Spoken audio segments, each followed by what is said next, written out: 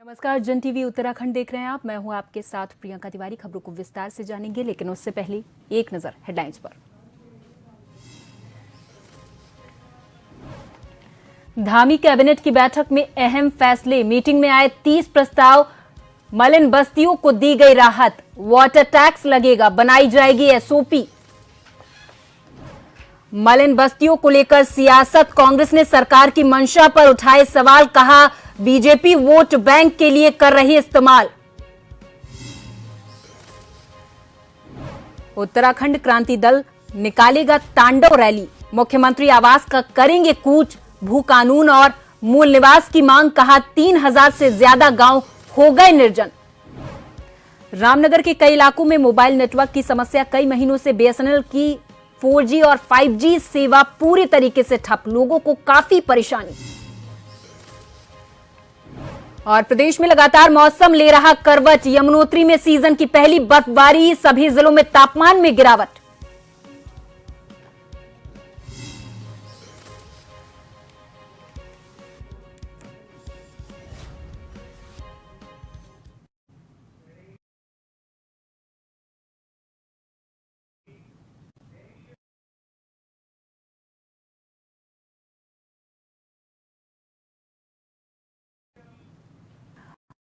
और अब खबरों को जानेंगे विस्तार से। मुख्यमंत्री पुष्कर धामी की अध्यक्षता में हुई कैबिनेट की बैठक में करीब 30 प्रस्ताव आए। इस दौरान सीएम ने बताया कि योजनाओं का लाभ आम जन तक पहुंच सके, यही सरकार का प्रयास रहता है। बैठक में प्रस्तावों को मंजूरी मिली है, जिससे आमजन को फायदा होगा। पहाड़ की आर्थिक स्थिति को मजबूत बनाने के लिए योजना बनी है। पशुपालन से जुड़े कई फैसले लिए गए हैं। 10,000 भेड़ बकरी पालक आईटीबीपी को मटन देंगे।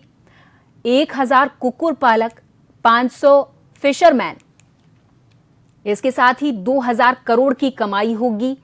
चमोली, पिथौरागढ़ और उत्तरकाशी से सहकारी समितियां ये सप्लाई करेंगी। सीएम धामी ने गत वर्ष ये इच्छा जताई थी। 5 करोड़ का रिवॉल्विंग फंड मिला है। 2 दिन के भीतर पैसा मिलेगा।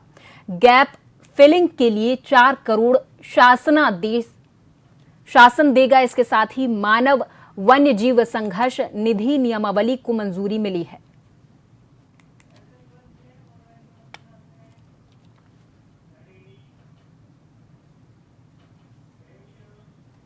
और इस खबर पर हमारे साथ देहरादून से bureau chief SN Pant ji phone line पर अधिक जानकारी के साथ जुड़ गए हैं। पंत जी, आज धामी कैबिनेट की बैठक हुई, 30 प्रस्तावों पर मुहर लगी है। वो कौन से 30 प्रस्ताव हैं और उनमें से मुख्य कौन से हैं जो प्रदेश की जनता को लाभ पहुंचाएंगे? पंत जी। बिल्कुल, आपको बताना चाहूंगा, उत्तराखंड सरकार की आज काफी महत्वपूर्ण कैबिनेट की बैठक हुई है और धामी कैबिनेट की बैठक में कई महत्वपूर्ण प्रस्ताव पर मंजूरी मिली है, जिसमें 30 ऐसे प्रस्ताव है जो उत्तराखंड कैबिनेट ने पारित कर दिए हैं। और सबसे बड़ा फैसला आज आप देखेंगे, क्योंकि उत्तराखंड में नगर निकाय चुनाव आगामी समय में होने हैं, इसको लेकर के लगातार सरकार अपनी तैयारी कर रही है, जिसको लेकर मालिकाना हक मलिन बस्तियों को दिए जाने को लेकर एक बार फिर से 3 साल का समय विस्तार मलिन बस्तियों के मालिकाना हक को लेकर के एक अध्यादेश सरकार लेकर आएगी। इसको लेकर के 3 साल इसका जो नियम था उसको बढ़ा दिया गया। यानी जो मलिन बस्तियों में रह रहे हैं लोग हैं, उनके घरों पर कोई बुलडोजर 3 साल तक नहीं चलने वाला है। इसको लेकर धामी सरकार का बड़ा फैसला आज की कैबिनेट के बैठक का है। दूसरा, उत्तराखंड में रोजगार स्थापित करना, स्वरोजगार के क्षेत्र में लोगों को आगे बढ़ाना, लोगों को आर्थिकी और आजीविका का साधन देना, इसके लिए बकायदा धामी मंत्रिमंडल ने जो महत्वपूर्ण फैसला लिया है, उसको 3 जिले चमोली, पिथौरागढ़ और उत्तरकाशी के भेड़, बकरी, कुक्कुट और मछली पालन आईटीबीपी बटालियन को बकायदा मांस उपलब्ध कराएंगे। इससे 200 करोड़ का व्यापार पहाड़ पर होगा। और साथ ही शासन ने पशुपालन विभाग को 5 करोड़ रुपए का फंड भी दे दिया है। इससे जो रेट का गैप है उसको पूरा करने के लिए 4 करोड़ रुपए का फंड दिया गया है।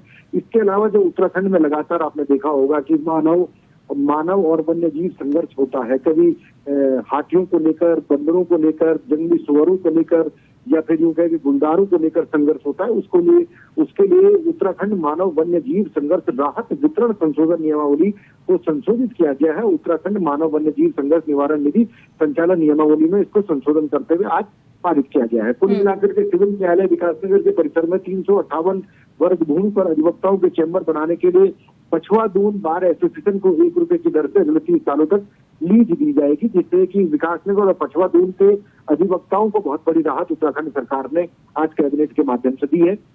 इसके साथ ही अगर बात की जाए तो उत्तराखंड चिकित्सा शिक्षा विभाग के तमाम संवर्ग को नियमावली में संशोधन किया गया है। जो लगातार कर्मचारियों की मांग उठ रही थी, उसको लेकर भी राज्य सरकार की कैबिनेट की बैठक ने आज इसमें फैसला दिया है। उत्तराखंड सामान्य भविष्य निधि नियमावली में भी संशोधन किया गया है। जीपीएफ में मात्र 5 लाख रुपए ही जमा कर सकेंगे। अधीनस्थ लेखा परीक्षा सेवा संबंध सम्मेलन नियमावली को भी संशोधित किया गया है। और सबसे बड़ी बात है कि उच्च शिक्षा विभाग में पढ़ने वाले छात्र छात्राओं में से 5 मेधावी छात्र छात्राओं को यूनाइटेड किंगडम ब्रिटेन में पढ़ने की सुविधा दी जाएगी।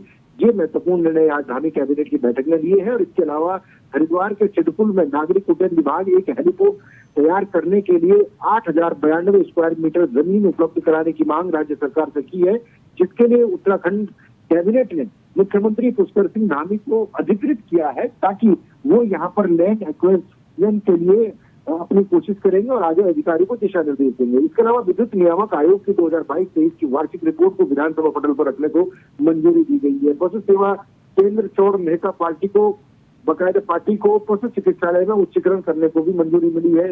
जो वीरता चक्र प्राप्त सैनिक और उनकी पत्नियों को बकायदा उत्तराखंड राज्य परिवहन की बसों में निःशुल्क यात्रा करने की सुविधा मिलेगी। इसके लिए नियमावली में संशोधन किया गया है।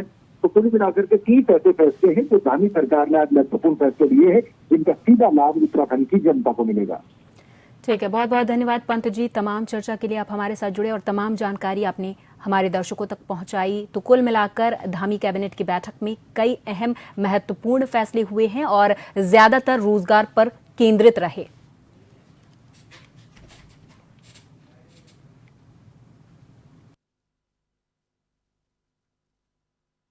निदेशालय लेखा परीक्षा ऑडिट के अंतर्गत अधीनस्थ लेखा परीक्षा सेवा संवर्ग सम्मिलन नियमावली, ये पूर्व में ये नियमावली बनी थी और उसमें लेखा परीक्षा ऑडिट में कतिपय ऐसे लोग थे जो कि सार्वजनिक निगम में, प्रतिष्ठान में और प्राधिकरणों में थे, उनके संबंध में ये नियमावली में व्यवस्था नहीं थी। तो आज वो व्यवस्था करने का भी माननीय मंत्रिमंडल द्वारा अनुमति दी गई। अगला मत कौशल विकास विभाग का मत है। कौशल विकास विभाग के अंतर्गत जो सेंटर ऑफ एक्सीलेंस जो बनाए गए हैं, इसमें जो प्रशिक्षार्थी आएंगे उनके भोजन और उनके रुकने की व्यवस्था कौशल विकास विभाग के द्वारा की जाएगी, ऐसा माननीय मंत्रिमंडल द्वारा निर्णय लिया गया। लोकल जो पहाड़ की आर्थिक स्थिति को बेहतर करने के लिए क्यों ना आईटीबीपी का जो यहाँ पर जो बटालियन स्थित है पिथौरागढ़, चमोली और उत्तरकाशी जिले में, ये लोग लोकल क्रय क्यों ना करे करके, तो उसके तहत उस समय जो चर्चा में एक हमको शैलेश सर ने निर्देश दिया कि इसका एक योजना बना दिया जाए, जिसके तहत हमने एक योजना बनाया है। जो हमारी जो भेड़ और बकरी पालक जो यहाँ पर जो तीनों जिलों में हैं और उसके साथ अनुबंध 7 जिले हैं, वहाँ पर लगभग 10,000 भेड़ और बकरी पालक आईटीबीपी को मटन की सप्लाई करेंगे। राजधानी देहरादून में समय समय पर मलिन बस्तियों का मुद्दा उठता रहा है। अब निकाय चुनाव को देखते हुए फिर से मलिन बस्तियों का मामला उठ रहा है, जहां मुख्यमंत्री पुष्कर सिंह धामी ने कहा कि मलिन बस्तियों के लिए सरकार संवेदनशील है और इन बस्तीवासी के लिए यह है कि जहां रह रहे हैं वहीं रहेंगे। वहीं कांग्रेस प्रदेश अध्यक्ष करण माहरा ने सवाल उठाया और कहा कि सरकार को अपने वोट बैंक के लिए मलिन बस्ती का इस्तेमाल करना पड़ रहा है। अगर मलिन बस्ती की इतनी ही फिक्र थी तो उनका नियमितीकरण करते।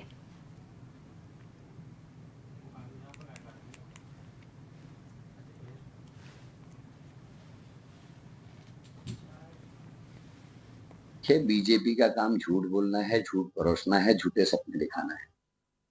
2016 में एक अध्यादेश लाया गया था कांग्रेस के द्वारा। दुर्भाग्य से उसको इम्प्लीमेंट करने से पहले सरकार गिरती है और वो पूरा नाटक आपने देखा है। उसके बाद बीजेपी की सरकार आ जाती है। इन 6-7 वर्षों में बीजेपी ने उसको इम्प्लीमेंट क्यों नहीं किया? जो प्रपत्र जारी होने चाहिए थे, भूमि का क्या स्टेटस है, कमजोर भूमि है या उनको उनके नाम पे पट्टे किए जा सकते हैं या वहां से उनको कहीं और शिफ्ट करना, उसकी सूचीबद्ध करने के लिए कहा गया था, जो अभी तक शायद नहीं आई है। तो ऐसा क्यों रहा कि इस ओर को ध्यान नहीं दिया? और हाल ही में आपने देखा कि कई बस्तियों को तोड़ने की, मकानों को तोड़ने का उपक्रम भी सरकार ने चलाया था एनजीटी का नाम लेते हुए, जबकि पुलिस का विभाग के अफसरों की जो कॉलोनी है, हमारी विधानसभा है, सब उसी नदी के तट पर है। और बड़े लोगों के रिजॉर्ट्स हैं, उनको ना छेड़ के छोटे छोटे लोगों के, गरीबों के मकान, आशियाने तोड़े गए। प्रदेश में भू कानून और मूल निवास की मांग को लेकर और तेज करने को लेकर उत्तराखंड क्रांति दल कल तांडव रैली निकालने जा रही है। इसके तहत वो राजधानी देहरादून के परेड मैदान से भारी संख्या में एकत्रित होकर मुख्यमंत्री आवास कूच करेगी, जिसको लेकर यूकेडी के केंद्रीय अध्यक्ष पूरन सिंह कठैत ने कहा है कि राष्ट्रीय पार्टियों की नीति के चलते प्रदेश में 3000 से ज्यादा गांव निर्जन हो चुके हैं, साथ ही पहाड़ के पहाड़ भी खाली हो चुके हैं।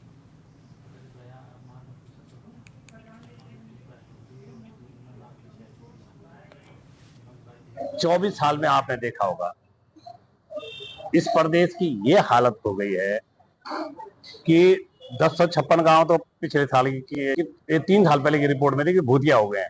आप कह रहे हैं मेरे समझ से 3000 से ऊपर गांव भूतिया हो गए हैं पहाड़ में। और पहाड़ में इनकी राष्ट्रीय पार्टियों ने ऐसी नीति चली कि पूरा पहाड़ भी एकदम से खाली हो गया 100 की स्पीड से। और आप देख रहे होंगे कि प्लेन्स में भी, मैं तो मेरा घर भी है प्लेन्स में भी है, मेरा कृषक भी हूं मैं, तो वहां पे भी प्लेन्स के गांवों में अगर 100 की स्पीड से वहां से खाली हो रहे तो 50 की स्पीड से प्लेन्स के गांव खाली हो रहे हैं। और सब शहरीकरण की तरफ आ गए हैं, कोई देहरादून आ गए हैं, कोई हल्द्वानी चले गए, कोई दिल्ली। उत्तराखंड राज्य स्थापना दिवस इस वर्ष देवभूमि रजतोत्सव के रूप में हर्षोल्लास के साथ मनाया जाएगा। राज्य स्थापना दिवस की तैयारियों को लेकर अपर जिलाधिकारी विवेक प्रकाश की अध्यक्षता में कलेक्ट्रेट सभागार में बैठक हुई है, जिसमें उत्तराखंड की ग्रीष्मकालीन राजधानी गैरसैंण में देवभूमि रजतोत्सव का भव्य आयोजन के लिए सभी व्यवस्थाओं को समय से पूर्ण करने के निर्देश दिए गए हैं। इस वर्ष 9 नवंबर को राज्य स्थापना की 25वीं वर्षगांठ का शुभारंभ होगा। रजत जयंती की शुरुआत पर शहीदों के लिए राज्य आंदोलनकारियों को श्रद्धांजलि के साथ तहसील स्तर पर सभी राज्य आंदोलनकारियों को सम्मानित किया जाएगा। इसके साथ ही शहीद स्मारकों पर माल्यार्पण किया जाएगा। सभी सरकारी भवनों को प्रकाशमान किया जाएगा।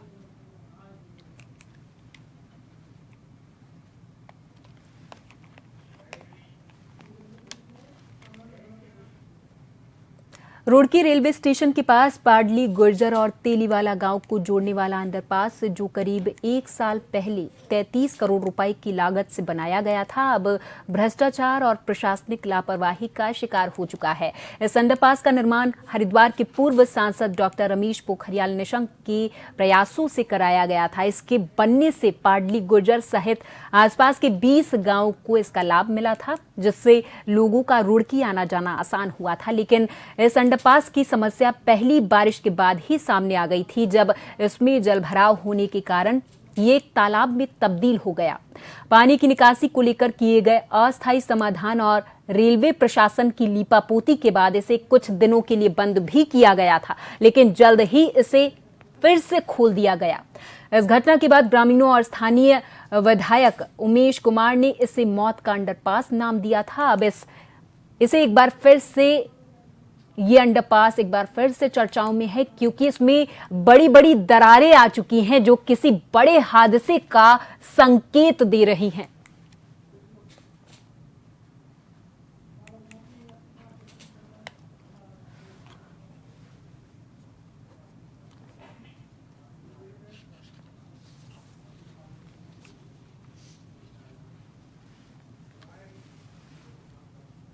ये लगभग 2 साल पहले हुआ कार्य है और अभी भी यहाँ पे कुछ काम चल रहा है इनके द्वारा। यहाँ पे मरम्मत का काम चल रहा है। यहाँ पर डिपार्टमेंट को हम लोग बता देंगे कि यहाँ पे अपना कार्य करें और इसकी मरम्मत कराएं समय पर, ताकि कोई यहाँ पर बड़ा हादसा ना हो आगे। अरे जो ऊपर आ रही हैं, संभवतः इस पर बहुत भारी भरकम ट्रेनें यहाँ से आवाजाही होती हैं। कहीं ऐसा ना हो कि किसी दिन ये दरारें बड़े हादसे का रूप ले लें और कोई ट्रेन यहाँ गिर जाए और आम जनमानस जो इस पुल के नीचे से गुजरने वाला है, कोई बलि यहाँ चढ़ जाए, कोई जान एक आम जनमानस की, निर्दोष लोगों की जान इस भ्रष्टाचार की भेंट चढ़ जाए।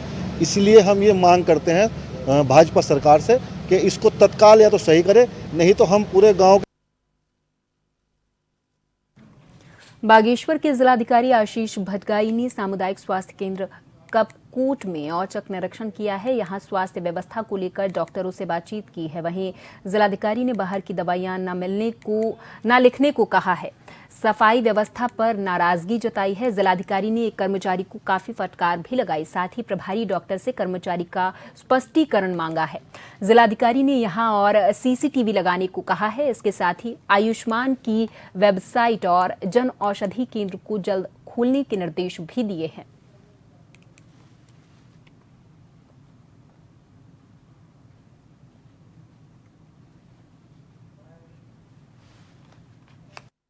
सामुदायिक स्वास्थ्य केंद्र कपकोट का औचक निरीक्षण किया गया है और सभी जो भी यहाँ के जितने भी सेक्शंस हैं और डॉक्टर से भी इंटरेक्ट किया गया है। यहाँ पे जो पेशेंट्स हैं उनके साथ भी इंटरेक्शन किया गया है और जो लोग उपस्थित नहीं पाए हैं उनका भी शो कॉज के लिए मैंने बोला है और सारी व्यवस्थाओं को देखा गया है और सुधार के लिए भी निर्देशित किया गया है कि वहाँ पर उनका ऑनलाइन सिस्टम अभी वर्क नहीं कर रहा है, साइट वर्क नहीं कर रही है, तो उसके लिए उनको निर्देशित किया गया है जो भी यहाँ पे प्रभारी हैं कि तत्काल इस विषय से कार्रवाई करते हुए आयुष्मान कार्ड बनवाना सुनिश्चित करना। सर सफाई व्यवस्था को भी इम्प्रूवमेंट करने के लिए बोला है और जहाँ पर भी हमारे सुरक्षा के संयंत्र लगे हुए हैं, सीसीटीवी कैमराज लगे हुए हैं, फायर एक्सटिंग्विशर लगे हुए हैं और नीट एंड क्लीन रखने के लिए भी निर्देशित किया गया। डोईवाला के लाल तप्पड़ क्षेत्र में कबाड़ के एक ढेर में आग लग गई, जिससे अफरा तफरी का माहौल हो गया। मौके पर पहुंची पुलिस और फायर ब्रिगेड ने आग पर काबू पा लिया है। बता दें कि लाल तप्पड़ हरिद्वार हाईवे पर जफर की कबाड़ी की दुकान है, जहां खुले गोदाम में कबाड़ का बड़ा ढेर लगा हुआ था, जहां अचानक धुआं उठता दिखाई दिया। इससे पहले कुछ समझ पाते तेजी से सब कुछ जलने लगा।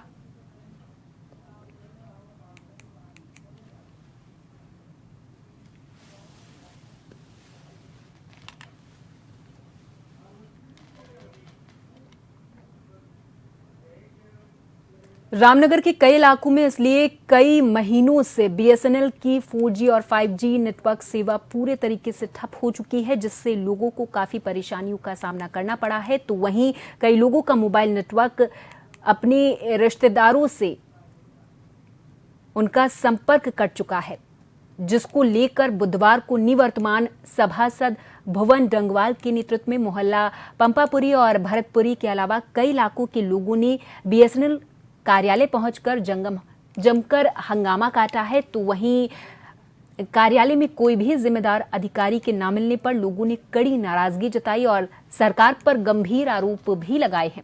लोगों ने सरकार और जिम्मेदार अधिकारियों से समस्या का समाधान करने की मांग की है। समस्या का समाधान न होने पर उग्र आंदोलन करने की चेतावनी भी दी है।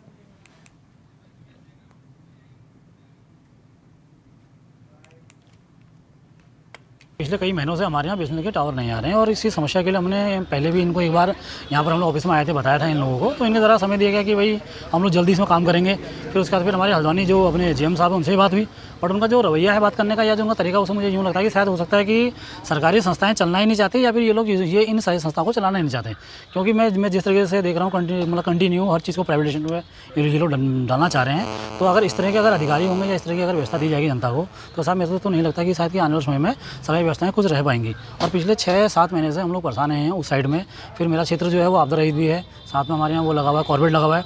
कभी रात आधा अगर किसी में कोई बात हो गई, फिर ऐसे लोग खासतौर से जो पुराने लोग हैं, बूढ़े या मतलब माता बहनें जो हैं, उनके पास लगभग सिम बीएसएनएल की है।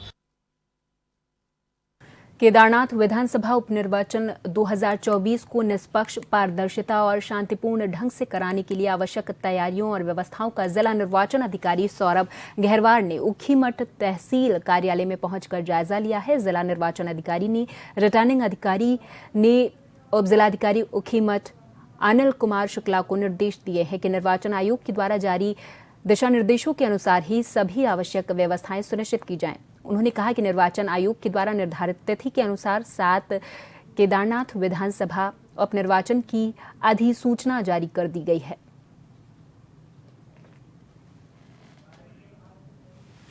आज से कोई भी प्रत्याशी अपना नामांकन फार्म जो है यहाँ से निःशुल्क प्राप्त कर सकता है, अथवा वो जो है ECI की वेबसाइट से डाउनलोड भी कर सकता है और आज से अपना नामांकन पत्र भर करके वो जमा भी कर सकता है।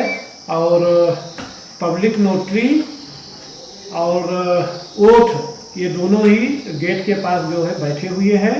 तो सारी सुविधाओं का ध्यान रखा गया है कि ताकि जो है किसी भी कैंडिडेट को कोई प्रॉब्लम ना आए। तो सारी प्रक्रिया हमारे द्वारा पूरी कर दी गई। हल्द्वानी में 3 व्हीलर, ऑटो और ई-रिक्शा के सत्यापन अभियान में परिवहन विभाग के द्वारा तेजी लाई जा रही है। आने वाले कुछ दिनों में हल्द्वानी शहर में सभी ऑटो चालक और ई-रिक्शा चालक अलग अलग वर्दी में दिखाई देंगे। साथ ही उनके गले पर ID कार्ड भी होगा।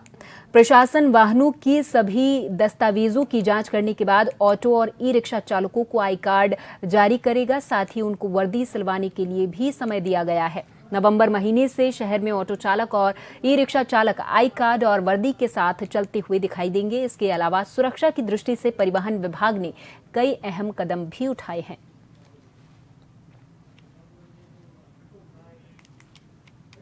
अब तक जो है 400 के करीब वाहनों का सत्यापन हो चुका है। इसके बाद ऑटो वाहनों के सत्यापन के पश्चात ई-रिक्शा वाहनों का सत्यापन किया जाएगा और उनको वाहन चालकों को जिनको आई कार्ड जारी कर दिए गए हैं उनको आई कार्ड साथ लेके चलने के लिए तो निर्देशित किया गया है। ड्रेस कोड जो है 4 नवंबर से हम उनको कंपलसरी कर रहे हैं। उनको बता दिया गया है 4 तारीख से वो पहनना स्टार्ट कर दें।